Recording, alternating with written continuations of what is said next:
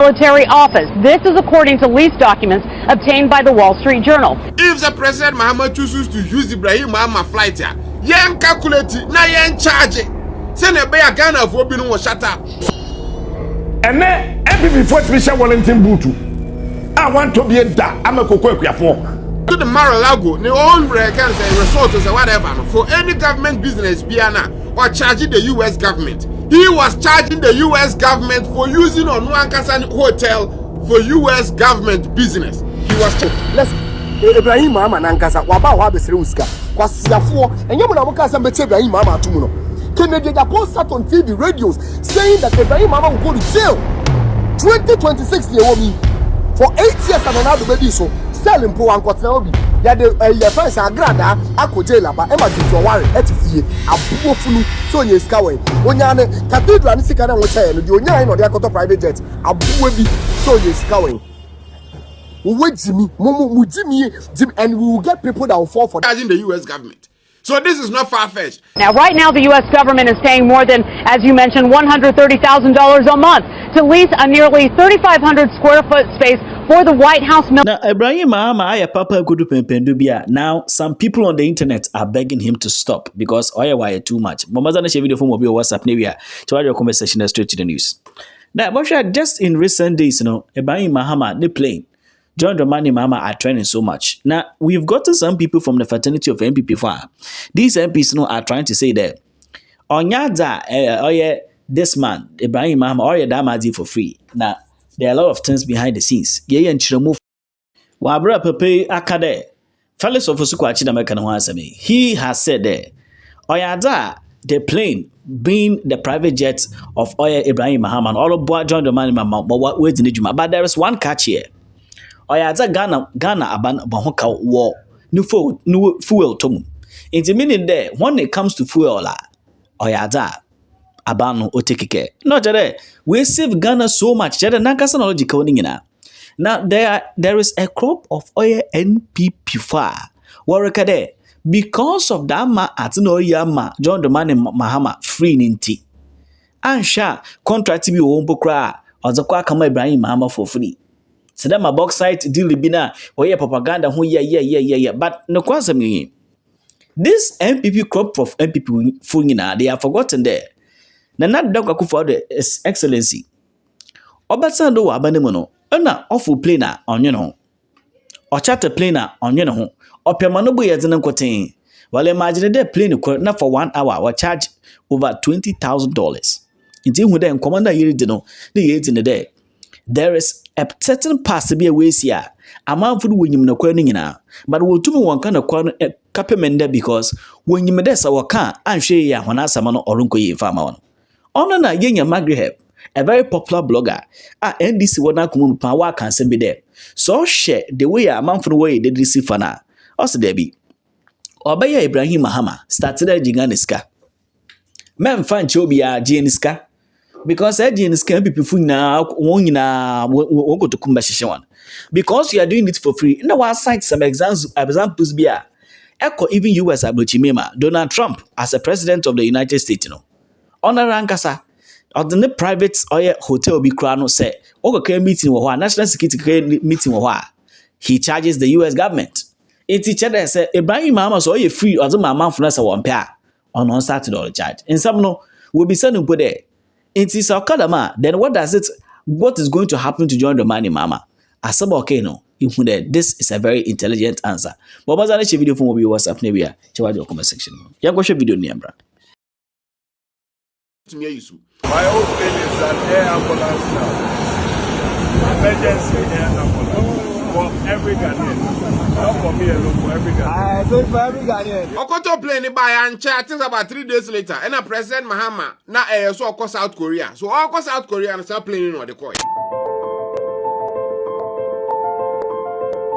Ghana of Obinum to Amontiasia simply for the fact to say President Mahama use Ibrahim Mahama plane at the across South Korea.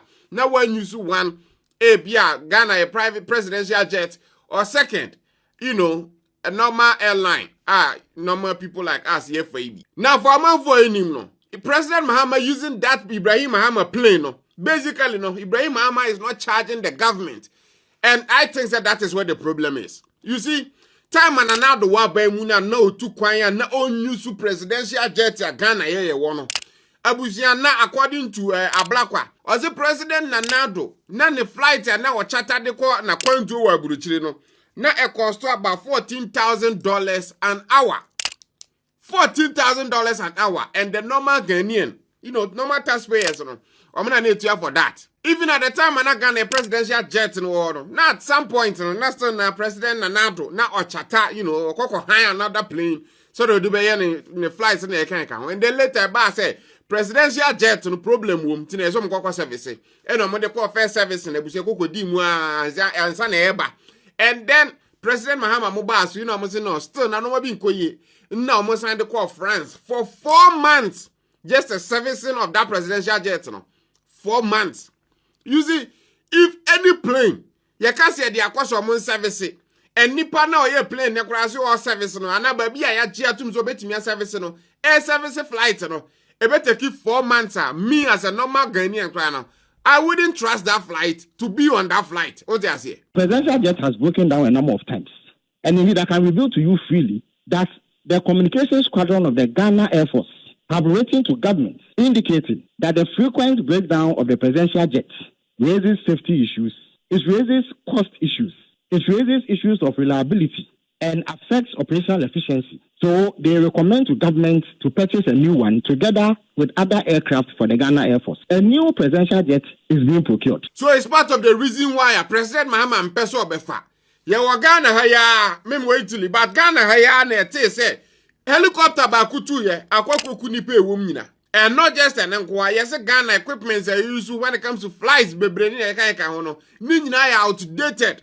Replace a whole lot of them. Presidential jet is one of those things that it needs to be replaced. President Mahama, President Kufuor, President Kufuor, President Tamel's future president, whoever is the president of the republic, anytime a president is traveling, their safety is paramount. Whether it is rented, whether it is state-owned aircraft, whether it is privately chartered, the safety must be number one. That must be what we should look at. According to reports, Ghana a presidential jet, needing the Dassault Falcon 900 EX Easy. This specific fleet of aircrafts, almost at 2003. Yeah, 2003, 23 years ago. And then end the production of this specific line in 2010. So from 2010, everybody I was just have flights in the cross specifically. I think just have flights in here. So even if Ghana the manufactured in 2010, right now it's 16 years old. Yeah, flight in 16 years, and you want the entire president to be on it all the time. Abraham names a flight in Yejma, and if there's all you see in your plane, Nyamia in your moment in your and then in your plane, Abra only in charge Ghana 1 city. Nin your plane. And then you are saying, no, and no one says, you na and only a scandal. Nyansa ben pane what you know what I think? I think say Ibrahim Mahama, the intro of my video, I may say, oh, no BTS or Sisa no Mabino. And so I started charging the Ghana government for the use of that flight, even though say a private plane, or starting charging the Ghana government. And you may say, oh, that will be unprecedented. USA, Donald Trump. So, or you see the Mar-a-Lago, the own can say resort or whatever, for any government business, or charging the U.S. government. He was charging the U.S. government for using on Nwankasan Hotel for U.S. government business. He was charging the U.S. government. So this is not far-fetched. Now, right now, the U.S. government is paying more than, as you mentioned, $130,000 a month to lease a nearly 3,500 square foot space for the White House military office. This is according to lease documents obtained by the Wall Street Journal. If the President Mahama chooses to use Ibrahim Mahama flight here, yen calculate it, na yen charge it. Send a bear Ghana for being shut up. First, it's marks of conflict of interest. How will the president deny his brother an opportunity if the brother seeks to have the opportunity in the bauxite, in our mineral interest or any interest in our downstream mineral? The president cannot deny the brother because the brother is extending favor one way in the first place. The person, at the idea for free, we are not paying anything. We are not spending money. We know that Ghana needs to do some of these things, and Ibrahim Mahama that. And also, okay, me years, I'll pass South Korea. I here 3 days. You should be new player maton for fire your person without charging you the President Mahama or charging the country Ghana. I'm giving it out to you for free. The same Ibrahim Mahama gave the entire one full plane, private jet. Say you fan use Ghana for a year medical emergency. You use a plane and fan for 4 months. There are people who for McDonald aviation a time when we set a private jet business or Ghana no. First a private jet now you have to pay. It wasn't free. Now yes you more revoke licenses, but that is not the asema you can want. If say the idea they make Ghana for free, a problem be any and you guys want to make problem out of it, then the foreign minister could you to a black one. And you more you guys should calculate. Sky is Ibrahim Mahama, the President Mahama, and the government of Ghana for using President Mahama plane. If not that, Munyani and Adu Yabi, Muslim starting a charter flights in. Now, in between the time that this aircraft has its procurement processes started and its delivery, the president needs to travel. The president says that no, I have a brother who has an aircraft. So rather than taking the taxpayers' money to go and pay $18,000 an hour like President Akufo-Addo was doing, I will use my brother's jet, so that it saves the taxpayers some money in the interim, pending the arrival of this aircraft. It pays for fuel. The pilots who pilot that aircraft are retained by his brother because they are in his employ. So he doesn't have to pay for that. Maybe there are landing charges that he may pay in the country that he goes. The state will bear that. Okay. But we don't rent the aircraft. How can any minority group say that they are worried because the president of Ghana is saving us money? How is that a problem? Sometimes there are things BOIS can't want them. Sometimes no matter what. Now Ghana for no. According to Magreheb, at the Mohon Nasa, if you welcome the free, won't win. One for respect to farm on fan to do because of politicking, because of some very unnecessary politicking. Now, honority no Richard, say ultimate freeness amount for win one. Then she start to charge. In this side of this in common, it took me when day he was sitting upon the pointer, a man for no, because of their ungratefulness on started to charge one. Now, one and no kakaya, some MPs within the NPP. Making news even out of it. The potential conflict of using a private person presidential jet for official trips is apparent and is just clear. It's so clear for everyone to see. And now you are not using just any private person, you are using the presidential jet of your brother. So the palpable conflict of interest is there. Another back one who say so you see Ibrahim Mahama plane, Naso Kokwa here, and as a plane crash here, as by a big scandal. And I'm like, what the fuck do you guys think? Say President Mahama for plane because also President Mahama in the plane intention. There are very powerful people within this reality for flight. You think say President Mahama is way too much above that, and because of say any near flight in and you say offer an answer. If a flight will fall, a flight will fall. Time Ethiopia for Kokotos, Ethiopian airline. I crash here, Mamuni Penny in a wheel. So flight, no new flight. Still it crashed. So don't say, oh, and I be Koko or Koko, Ghana, that be a dream, Finia, dream, Boninti, we can see positivity.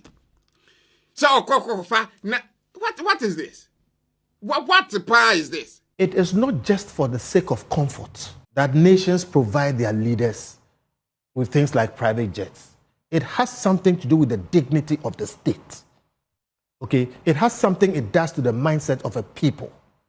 That the leader, not because of himself, but because he carries the state, should travel in a certain way.